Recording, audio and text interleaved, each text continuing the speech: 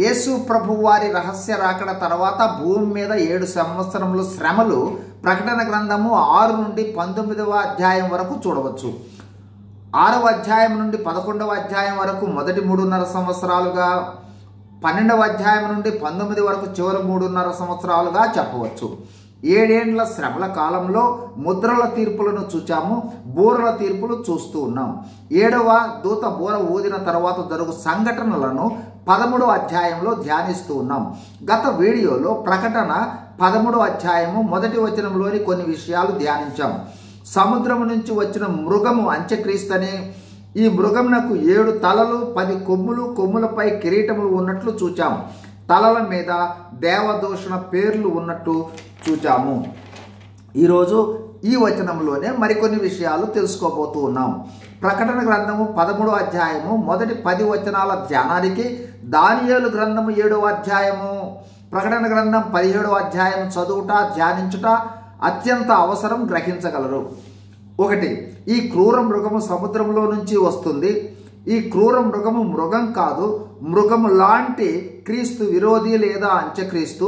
ఇతడు ఒక వ్యక్తి కాదు, కొన్ని రాజ్యముల లేదా వ్యవస్థల సమాఖ్య లేదా సమూహంగా గుర్తించవచ్చు. 2. ఈ వచనంలో 10 కొమ్ములు మృగము కలిగి ఉన్నట్లుగా చూస్తాము. కొమ్ములు రాజకీయ అధికారానికి సూచనగా బైబిల్ భాషలో చెప్పడం జరుగుతుంది. అంటే 7 ఏండ్ల శ్రమల కాలంలో క్రూర మృగము 10 దేశములతో జత కట్టి పరిపాలిస్తుంది. 3. కిరీటములు రాజులను, అధికారాన్ని తెలియచేస్తాయి. అంటే ఈ 7 ఏండ్ల కాలంలో 10 మంది రాజులతో జత కట్టి అంత్యక్రీస్తు పరిపాలన చేస్తాడు. 4. 7 తలలు అంటే భౌతికమైన తలలు కాదు, అవి అధికారం కలిగిన రాజ్యాలకు లేదా వ్యవస్థలకు లేదా శక్తులకు ప్రాతినిధ్యంగా గుర్తించాలి. 5.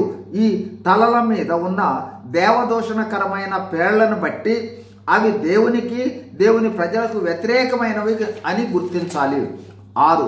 దానియేలు గ్రంథము 7వ అధ్యాయము, ప్రకటన 17 ఆధారంగా ఈ క్రూర మృగము అంటే క్రీస్తు విరోధి. 10 కిరీటములు కలిగి ఉన్న కొమ్ములు అంటే 10 మంది దేశముల అధిపతులతో జతకట్టి ప్రజలను, దేవుని ప్రజలను 7 ఏండ్ల కాలములో ఏలబోతూ ఉన్నాడని గుర్తించాలి. God bless you. Thank you.